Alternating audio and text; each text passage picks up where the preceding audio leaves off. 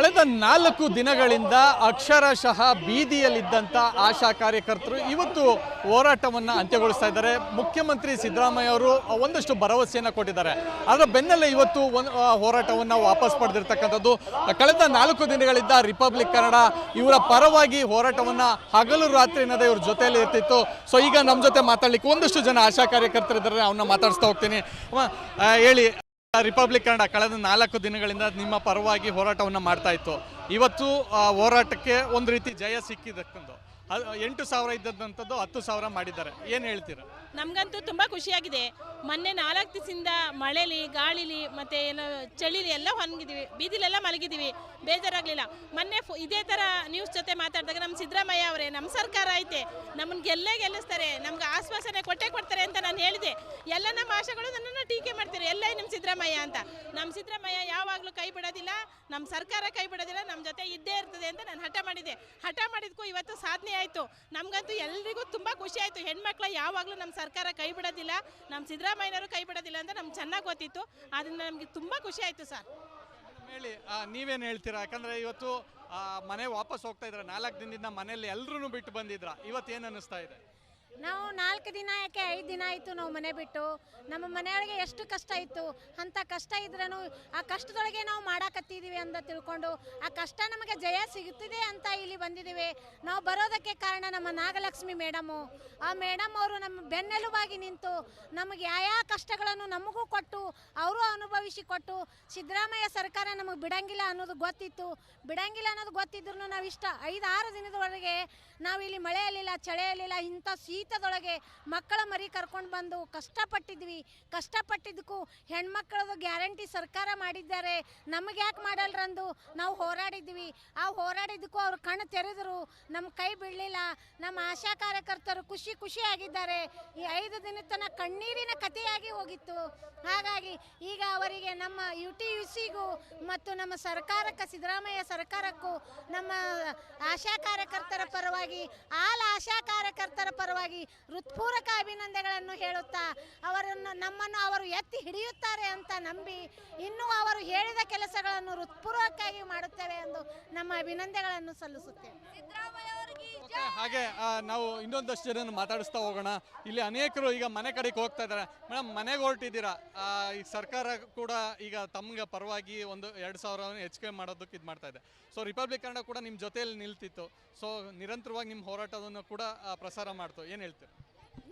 Sir ತುಂಬ ಖುಷಿ ಇದೆ ಸರ್. ಅವತ್ತಿಂದ ನಿಮ್ಮ ಚಾನಲ್ ಅವರು ತುಂಬ ಸಹಕರಿಸಿದ್ದೀರಿ. ನಾವು ಚಳಿಲಿ ಮಲಗಿದ್ದಾಗ ನೈಟೆಲ್ಲ ಹೆಂಗಸ್ರುಗಳು ಒಬ್ಬರೇ ಇರ್ತಾರೆ ಅಂತ ನೈಟಲ್ಲೂ ಸಹ ಬಂದು ನೀವು ಚಾನಲ್ನವರು ನಮ್ಗೆ ಸಪೋರ್ಟ್ ಮಾಡಿದ್ದೀರಿ.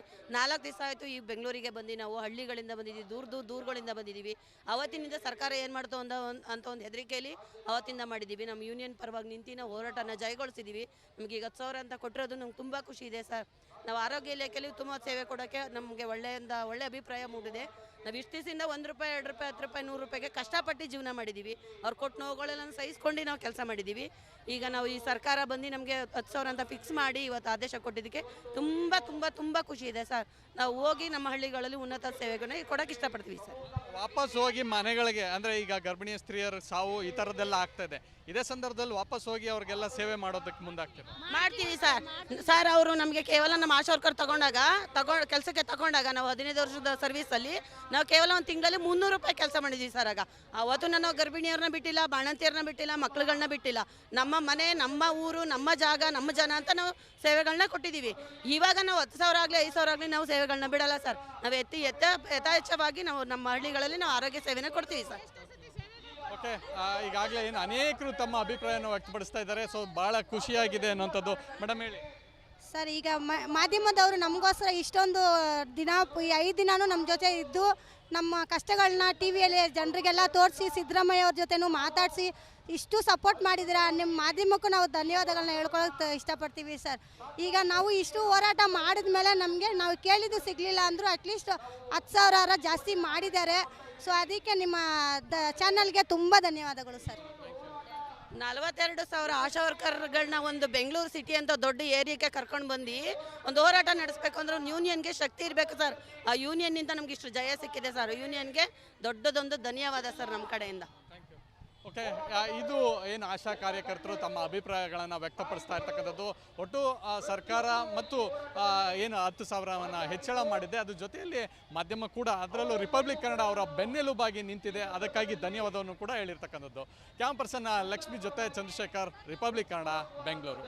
ಕಳೆದ 4 ದಿನಗಳಿಂದ ಅಕ್ಷರಶಃ ಬೀದಿಯಲ್ಲಿದ್ದಂಥ ಆಶಾ ಕಾರ್ಯಕರ್ತರು ಇವತ್ತು ಹೋರಾಟವನ್ನು ಅಂತ್ಯಗೊಳಿಸ್ತಾ ಇದ್ದಾರೆ. ಮುಖ್ಯಮಂತ್ರಿ ಸಿದ್ದರಾಮಯ್ಯ ಅವರು ಒಂದಷ್ಟು ಭರವಸೆಯನ್ನು ಕೊಟ್ಟಿದ್ದಾರೆ, ಅದರ ಬೆನ್ನಲ್ಲೇ ಇವತ್ತು ಹೋರಾಟವನ್ನು ವಾಪಸ್ ಪಡೆದಿರ್ತಕ್ಕಂಥದ್ದು. ಕಳೆದ 4 ದಿನಗಳಿಂದ ರಿಪಬ್ಲಿಕ್ ಕನ್ನಡ ಇವರ ಪರವಾಗಿ ಹೋರಾಟವನ್ನು ಹಗಲು ರಾತ್ರಿ ಅನ್ನೋದೇ ಇವ್ರ ಜೊತೆಯಲ್ಲಿ ಇರ್ತಿತ್ತು. ಸೊ ಈಗ ನಮ್ಮ ಜೊತೆ ಮಾತಾಡ್ಲಿಕ್ಕೆ ಒಂದಷ್ಟು ಜನ ಆಶಾ ಕಾರ್ಯಕರ್ತರಿದ್ದಾರೆ, ಅವನ್ನ ಮಾತಾಡಿಸ್ತಾ ಹೋಗ್ತೀನಿ. ಹೇಳಿ, ರಿಪಬ್ಲಿಕ್ ಕನ್ನಡ ಕಳೆದ 4 ದಿನಗಳಿಂದ ನಿಮ್ಮ ಪರವಾಗಿ ಹೋರಾಟವನ್ನು ಮಾಡ್ತಾ ಇತ್ತು. ಇವತ್ತು ಹೋರಾಟಕ್ಕೆ ಒಂದು ರೀತಿ ಜಯ ಸಿಕ್ಕಿದ್ದಕ್ಕಂದು 8,000 ಇದ್ದಂಥದ್ದು 10,000 ಮಾಡಿದ್ದಾರೆ, ಏನು ಹೇಳ್ತೀರಾ? ನಮಗಂತೂ ತುಂಬ ಖುಷಿಯಾಗಿದೆ. ಮೊನ್ನೆ 4 ದಿವಸದಿಂದ ಮಳೆಲಿ, ಗಾಳಿಲಿ ಮತ್ತು ಏನೋ ಚಳಿಲಿ ಎಲ್ಲ ಹೊನ್ಗಿದ್ದೀವಿ, ಬೀದಿಲೆಲ್ಲ ಮಲಗಿದ್ದೀವಿ, ಬೇಜಾರಾಗಲಿಲ್ಲ. ಮೊನ್ನೆ ಇದೇ ಥರ ನ್ಯೂಸ್ ಜೊತೆ ಮಾತಾಡಿದಾಗ ನಮ್ಮ ಸಿದ್ದರಾಮಯ್ಯ ಅವರೇ, ನಮ್ಮ ಸರ್ಕಾರ ಐತೆ, ನಮ್ಮನ್ನು ಗೆಲ್ಲಿಸ್ತಾರೆ, ನಮ್ಗೆ ಆಶ್ವಾಸನೆ ಕೊಡ್ತಾರೆ ಅಂತ ನಾನು ಹೇಳಿದೆ. ಎಲ್ಲ ನಮ್ಮ ಆಶೆಗಳು ನನ್ನನ್ನು ಟೀಕೆ ಮಾಡ್ತಾರೆ, ಎಲ್ಲ ನಿಮ್ಮ ಸಿದ್ದರಾಮಯ್ಯ ಅಂತ. ನಮ್ಮ ಸಿದ್ದರಾಮಯ್ಯ ಯಾವಾಗಲೂ ಕೈ ಬಿಡೋದಿಲ್ಲ, ನಮ್ಮ ಸರ್ಕಾರ ಕೈ ಬಿಡೋದಿಲ್ಲ, ನಮ್ಮ ಜೊತೆ ಇದ್ದೇ ಇರ್ತದೆ ಅಂತ ನಾನು ಹಠ ಮಾಡಿದೆ. ಹಠ ಮಾಡಿದ್ಕೂ ಇವತ್ತು ಸಾಧನೆ ಆಯಿತು. ನಮಗಂತೂ ಎಲ್ರಿಗೂ ತುಂಬ ಖುಷಿ ಆಯಿತು. ಹೆಣ್ಮಕ್ಳು ಯಾವಾಗಲೂ ನಮ್ಮ ಸರ್ಕಾರ ಕೈ ಬಿಡೋದಿಲ್ಲ, ನಮ್ಮ ಸಿದ್ದರಾಮಯ್ಯನವರು ಕೈ ಬಿಡೋದಿಲ್ಲ ಅಂತ ನಮ್ಗೆ ಚೆನ್ನಾಗಿ ಗೊತ್ತಿತ್ತು. ಅದರಿಂದ ನಮಗೆ ತುಂಬ ಖುಷಿ ಆಯಿತು ಸರ್. ಹೇಳಿ, ನೀವೇನು ಹೇಳ್ತೀರಾ? ಯಾಕಂದರೆ ಇವತ್ತು ಮನೆ ವಾಪಸ್ ಹೋಗ್ತಾ ಇದ್ದಾರೆ, 4 ದಿನದಿಂದ ಮನೆಯಲ್ಲಿ ಎಲ್ಲರೂ ಬಿಟ್ಟು ಬಂದಿದ್ರ, ಇವತ್ತು ಏನು ಅನ್ನಿಸ್ತಾ ಇದೆ? ನಾವು 4 ದಿನ ಯಾಕೆ 5 ದಿನ ಆಯಿತು ನಾವು ಮನೆ ಬಿಟ್ಟು. ನಮ್ಮ ಮನೆಯೊಳಗೆ ಎಷ್ಟು ಕಷ್ಟ ಇತ್ತು, ಅಂಥ ಕಷ್ಟ ಇದ್ರೂ ಆ ಕಷ್ಟದೊಳಗೆ ನಾವು ಮಾಡಾಕತ್ತಿದ್ದೀವಿ ಅಂತ ತಿಳ್ಕೊಂಡು ಆ ಕಷ್ಟ ನಮಗೆ ಜಯ ಸಿಗುತ್ತಿದೆ ಅಂತ ಇಲ್ಲಿ ಬಂದಿದ್ದೀವಿ. ನಾವು ಬರೋದಕ್ಕೆ ಕಾರಣ ನಮ್ಮ ನಾಗಲಕ್ಷ್ಮಿ ಮೇಡಮು. ಆ ಮೇಡಮ್ ಅವರು ನಮ್ಮ ಬೆನ್ನೆಲುಬಾಗಿ ನಿಂತು ನಮಗೆ ಯಾವ ಕಷ್ಟಗಳನ್ನು ನಮಗೂ ಕೊಟ್ಟು ಅವರು ಅನುಭವಿಸಿಕೊಟ್ಟು, ಸಿದ್ದರಾಮಯ್ಯ ಸರ್ಕಾರ ನಮಗೆ ಬಿಡಂಗಿಲ್ಲ ಅನ್ನೋದು ಗೊತ್ತಿತ್ತು. ಬಿಡಂಗಿಲ್ಲ ಅನ್ನೋದು ಗೊತ್ತಿದ್ರು ನಾವು ಇಷ್ಟ 5-6 ದಿನದವರೆಗೆ ನಾವು ಇಲ್ಲಿ ಮಳೆಯಲ್ಲಿಲ್ಲ, ಚಳಿಯಲ್ಲಿಲ್ಲ, ಇಂಥ ಶೀತದೊಳಗೆ ಮಕ್ಕಳ ಮರಿ ಕರ್ಕೊಂಡು ಬಂದು ಕಷ್ಟಪಟ್ಟಿದ್ವಿ. ಕಷ್ಟಪಟ್ಟಿದ್ದಕ್ಕೂ ಹೆಣ್ಮಕ್ಳದು ಗ್ಯಾರಂಟಿ ಸರ್ಕಾರ ಮಾಡಿದ್ದಾರೆ, ನಮಗೆ ಯಾಕೆ ಮಾಡಲ್ರಂದು ನಾವು ಹೋರಾಡಿದ್ವಿ. ಆ ಹೋರಾಡಿದ್ದಕ್ಕೂ ಅವ್ರು ಕಣ್ಣು ತೆರೆದರು, ನಮ್ಮ ಕೈ ಬಿಡಲಿಲ್ಲ. ನಮ್ಮ ಆಶಾ ಕಾರ್ಯಕರ್ತರು ಖುಷಿಯಾಗಿದ್ದಾರೆ. ಈ 5 ದಿನದ ತನಕ ಕಣ್ಣೀರಿನ ಕಥೆಯಾಗಿ ಹೋಗಿತ್ತು.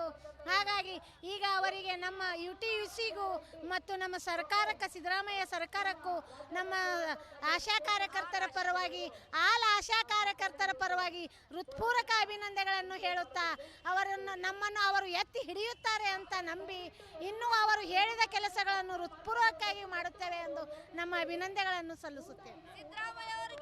ಹಾಗೆ ನಾವು ಇನ್ನೊಂದಷ್ಟು ಜನರನ್ನು ಮಾತಾಡಿಸ್ತಾ ಹೋಗೋಣ.